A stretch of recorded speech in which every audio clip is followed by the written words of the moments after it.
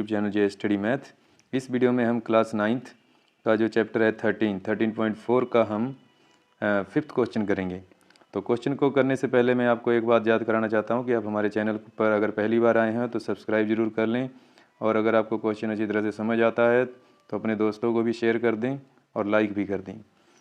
चलिए अब क्वेश्चन पे आते हैं। A hemispherical bowl made of brass has inner diameter 10.5 centimetre.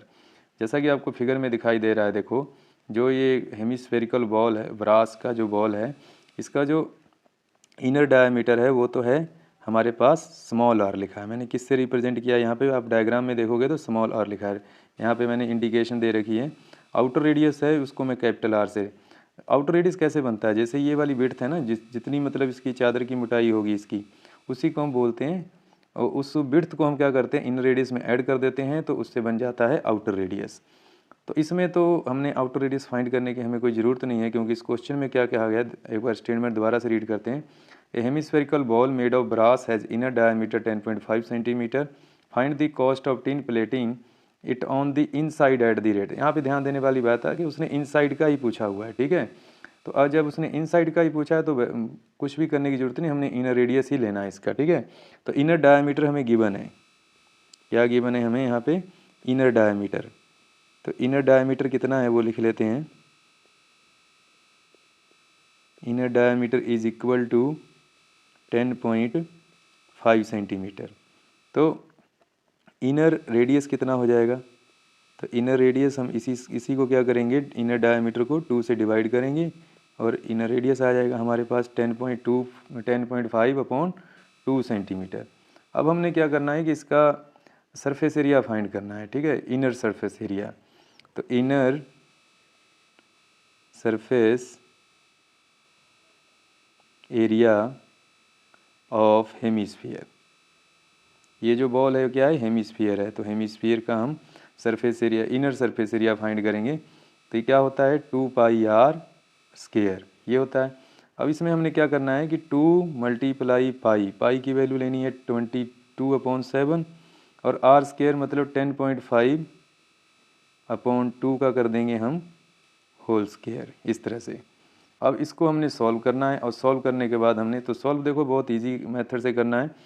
2 को 22 से मल्टीप्लाई कर लो तो ये आ जाएगा 44/7, और 10.5/2 मल्टीप्लाई 10.5/2, इसको आप कैंसिल भी कर सकते हो। देखो 2 × 2 और ये हो जाएगा 22 से कैंसिल।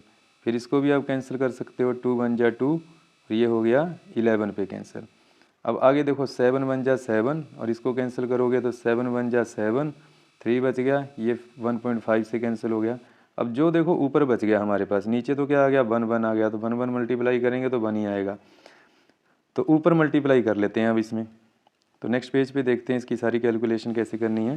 तो जो हमारे पास बचा क्या है, 11 मल्टीप्लाई 10.5 मल्टीप्लाई 1.5, बस यही बचा है हमारे पास।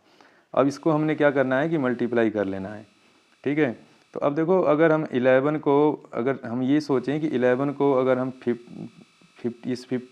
1.5 ना सोच कर ये सोचें कि 15 से मल्टीप्लाई करेंगे तो कितना आएगा, तो वो आएगा हमारे पास 165, और एक डेसिमल है, एक डिजिट छोड़ के डेसिमल लगाना है तो डेसिमल यहाँ पे लगा दो। तो ये हो गया 16.5 को मल्टीप्लाई करना है 10.5 से, तो इसको हम मल्टीप्लाई करके अब यहाँ पे आंसर इसका लिख लेंगे, ठीक। अब जब इसको हम मल्टीप्लाई करेंगे तो आएगा हमारे पास 173.25, और अगर ये सेंटीमीटर में है तो सेंटीमीटर यूनिट लिख देंगे, अगर ये मीटर में है तो मीटर में लिख देंगे। तो ये है सेंटीमीटर स्क्वायर। तो ये सरफेस एरिया जो आ गया इतना आ गया।